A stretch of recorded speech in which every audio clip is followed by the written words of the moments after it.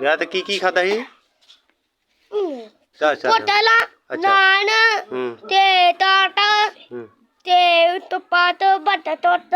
ਤੇ ਟੋਟਾ ਟੁੱਟ ਵੱਡਾ ਗੋਸ਼ਤ ਤੇ ਛੋਟਾ ਗੋਸ਼ਤ ਹਾਂ ਤੇ ਹੋਰ ਤੇ ਉਹ ਨਾ ਆਇਓ ਪਾਤੀ ਤੇ ਹੋਰ ਕੀ ਖਾਦਾ ਸੀ? ਹਾਂ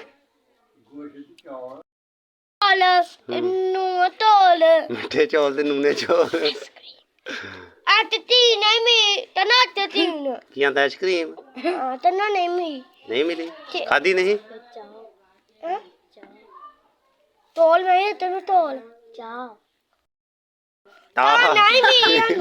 ਮਿਲੀ ਤਾ